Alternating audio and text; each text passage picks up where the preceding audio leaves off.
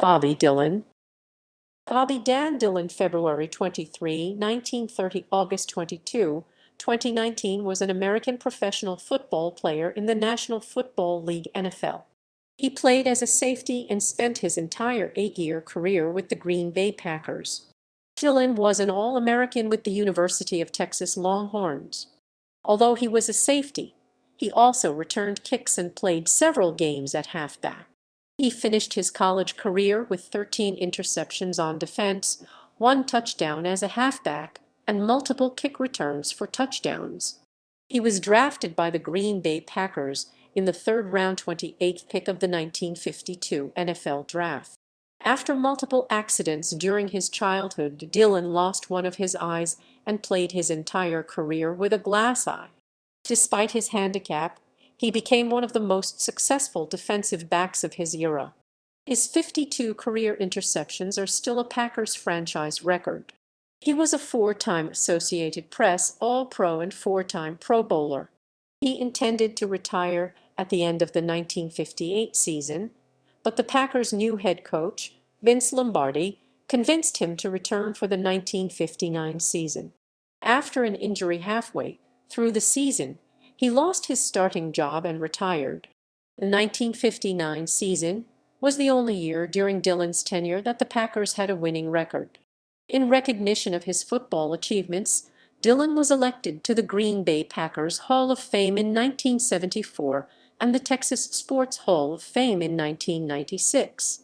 After his football career, Dillon earned a bachelor's degree and worked for Wilson Art for 36 years, eventually becoming president and chief executive. He died on August 22, 2019, at the age of 89, after complications from dementia. 5 months after his death, he was elected to the Pro Football Hall of Fame as part of the NFL Centennial Class, with the formal induction ceremony planned for August 2020. Early life. Bobby Dan Dillon was born on February 23, 1930, in Pendleton, Texas, one of 4 children of Side and Ruby Nee Pearl Dillon.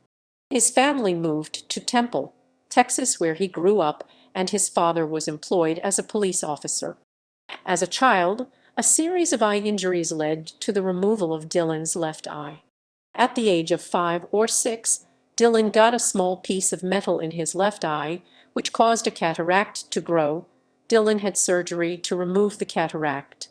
Then, when Dillon was 9 years old, he was hit in the face with a board, causing damage to the white of his eye, which ultimately led to the deterioration of his left eye and prevented his eye from dilating. At the age of 10, Dillon had his left eye removed, and it was replaced with a glass eye. Dillon said of his missing eye, "I don't remember seeing out of that eye, so maybe that has something to do with it.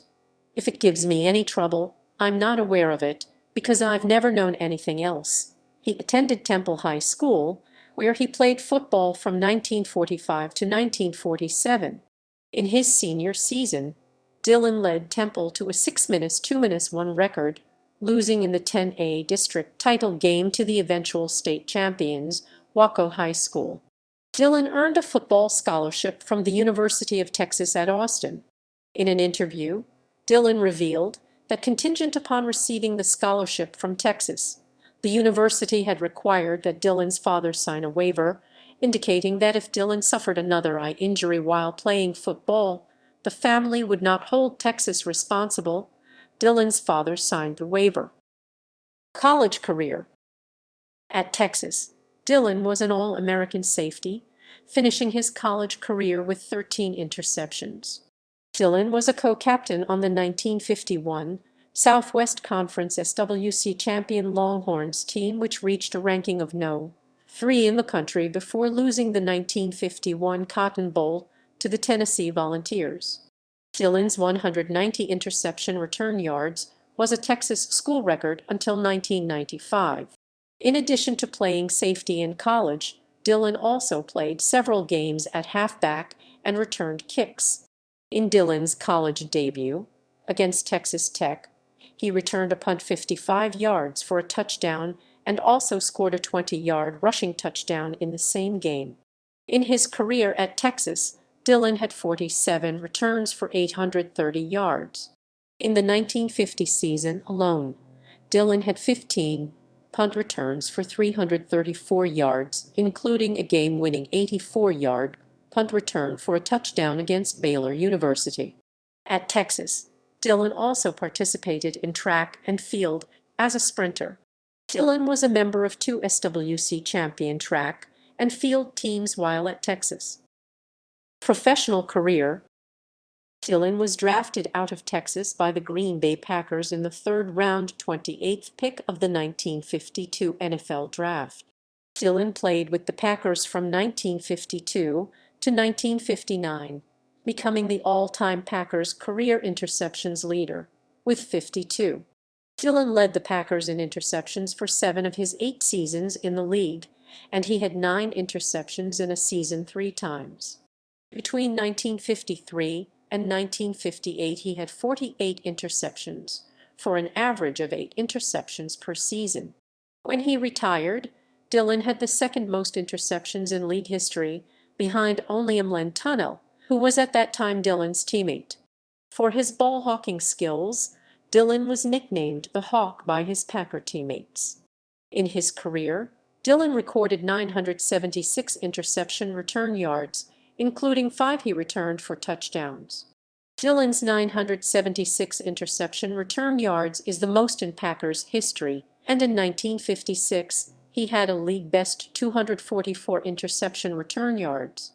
Dillon also shares the team record for interceptions in a game, with 4, which he recorded in a loss against the eventual NFL champion Detroit Lions in the 1953 Thanksgiving game.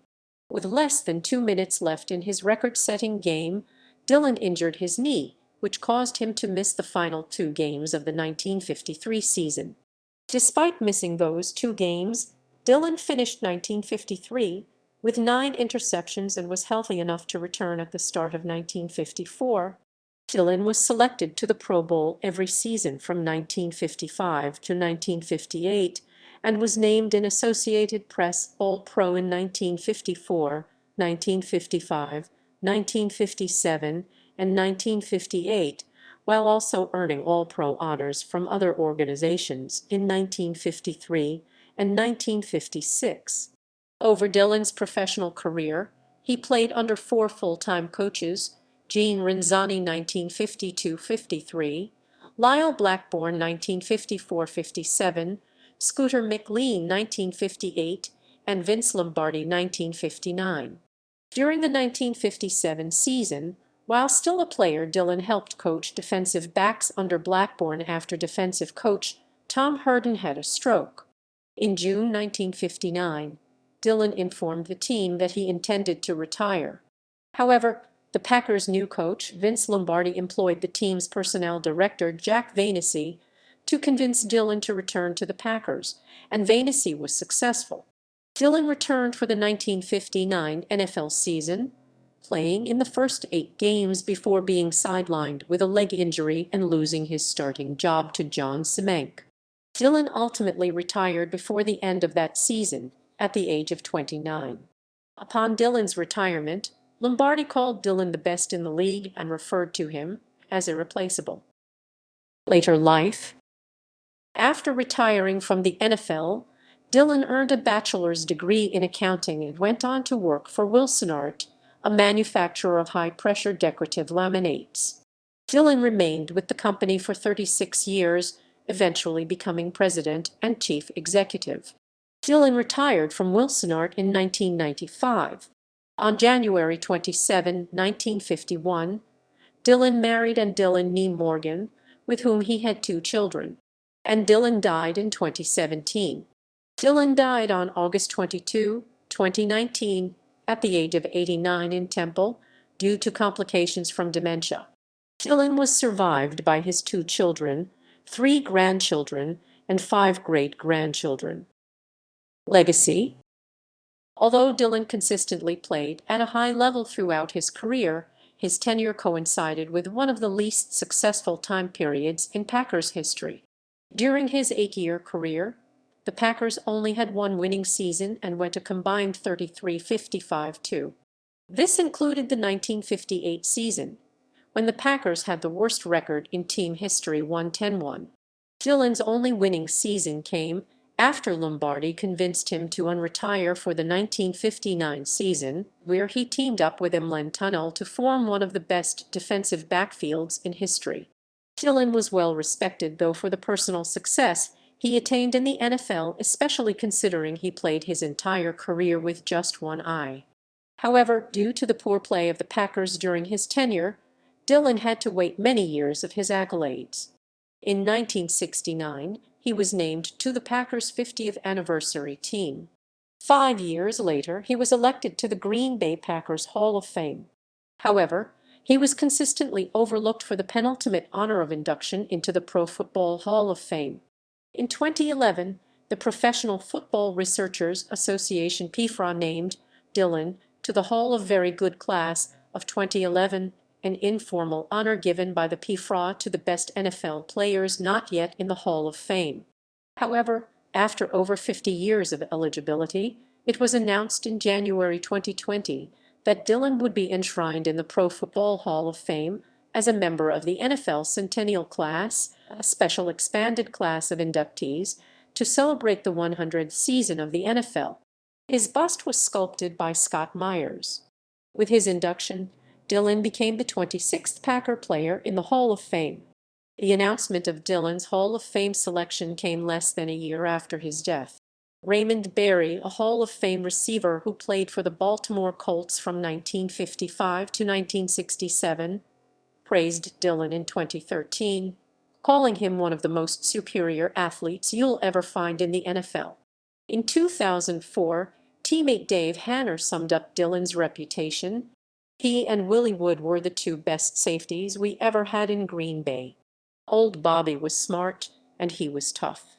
He'd get knocked out a couple times a game, but he'd come right back. When Vince Lombardi came here, he talked about Bobby being the best defensive back in the league at the time.